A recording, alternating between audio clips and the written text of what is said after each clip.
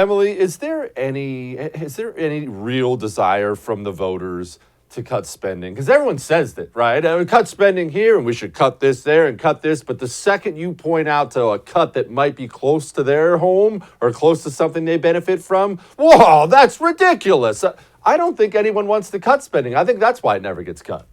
No, I think you're right. I'm totally with you. And I actually think conservatives tend to have too rosy of a tinted lens when it comes to this. They say, well, the American people, they don't want all this big government. And it's true that a slice of the American people is sort of rationally concerned with our spending and our inability to sort of have our fiscal house in order as a country. But when you get down to it, actually what people want is often more spending. And they've been conditioned over the course of a half century now to accept entitlements as the sort of state of nature in the United States. And that's becoming a huge problem. And so it doesn't behoove Republicans or conservatives to think there is a silent majority out there that just hates all of this spending, because in fact, we've been conditioned as a people for half a century now actually to expect these entitlements.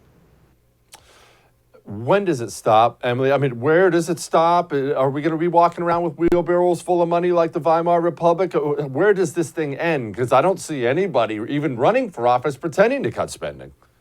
Well, yeah, and what are Republicans talking about right now? As you have the massive, the multi-trillion-dollar spending bills. They can't really talk about it in the way that they should be able to. Jesse, is the point you just raised is that they've never been good on this issue of spending. They talk such a big game about it, but in fact, what's happening is that now these multi-trillion-dollar vehicles, like this reconciliation bill for soft infrastructure or human infrastructure, as the Democrats have branded it, the huge problem with this is that it's also packed with all these culture war priorities for the Democrats. This is not even just inflating the federal government. This is actually using the inflation of the federal government as a vehicle for the culture war. And so not only are Republicans incapable of actually talking with credibility about spending, because they've, in the past loved spending so much when it benefited them, it's also then this issue about the spending being used as a vehicle for radical cultural change. What kind of cultural change are you talking about here? Because a lot of people don't know about this. They hear the $3.5 trillion and they're a little worried. They're worried about some Green New Deal stuff. Yeah, I know you broke this down a little bit in your article on the Federalist. What is this stuff? Yeah, it's really, really bad. And that's, again, Republicans talk in abstract terms about spending. It's like this tick that they have. All they can talk about is limited government and spending, et cetera, et cetera. But the Washington Free Beacon actually just reported that illegal immigrants will actually now be eligible for the child tax credit, the so-called child tax credit that is Democrats are trying to pass this reconciliation bill that amounts. The better way to talk about this child tax credit is universal basic income for parents, because all parents are eligible for it. And according to the Free Beacon's report, illegal immigrant parents are eligible for it. You can go down the line, but there's some of these things. There's a civilian climate corps that's along the lines of like a legitimate New Deal program, but to deal with climate issues, basically put men to work around the country to stop climate change. There's crazy stuff in this bill. It's very full of insane things. But the child tax credit is, I think, the most vast and sweeping, because it will immediately affect every single parent in this country and condition them to accept monthly aid from the federal government. That's exactly what we need. A bunch of parents in the country getting a government check every month. That'll be outstanding.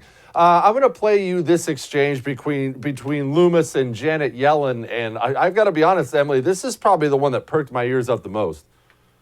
$600 threshold is not usually where you're going to find the massive amount of tax revenue you think Americans are cheating you out of. That's correct, but it's important to have comprehensive information so that individuals can't game the system and have multiple accounts. Emily, reporting every transaction over $600, what possible use would government have for that information? Well, and again, to your point, Jesse, this is how it starts. And Yellen responded to Lummis and basically said, our use for this information is that we already have this vast trove of information. I think she said they have a wealth of information on individual taxpayers.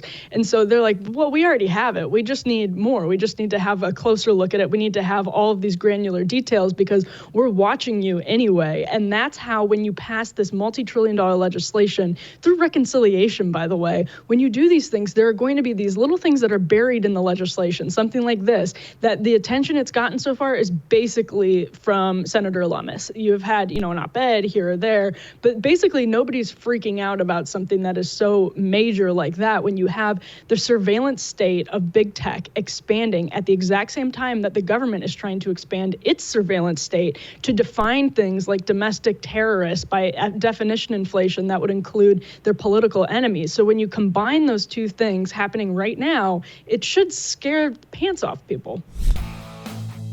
Hey, thanks so much for watching The First on YouTube. If you liked what you saw, go ahead and like and subscribe. You heard me. Like it, subscribe. You'll get a lot more of it and a lot more of me.